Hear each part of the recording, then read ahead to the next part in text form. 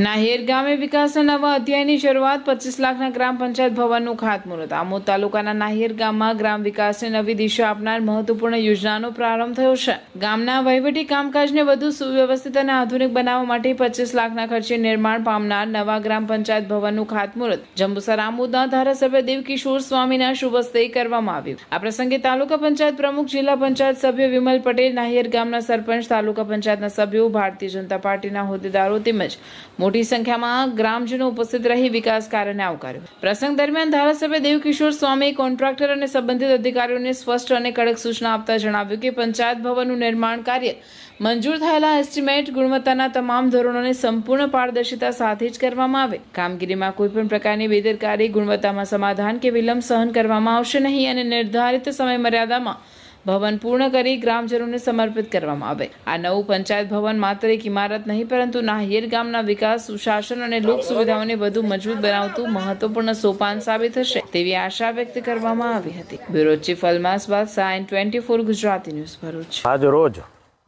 આમોદ તાલુકાના નાહિર ગામે પંચાયત વિભાગ દ્વારા નવી મંજૂર થયેલ ગ્રામ પંચાયત એનું આજના પવિત્ર દિવસે, પવિત્ર વાતાવરણમાં, પવિત્ર જગ્યામાં એનું ખાતમુહૂર્ત કરવામાં આવ્યું।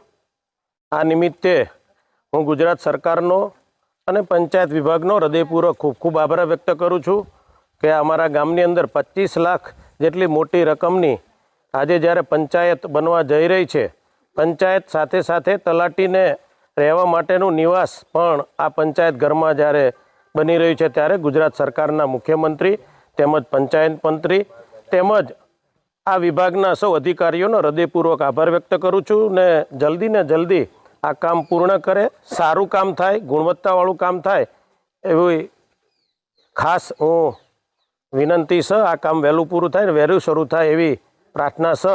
ગુજરાત સરકારનો હૃદયપૂર્વક આભાર વ્યક્ત કરું છું।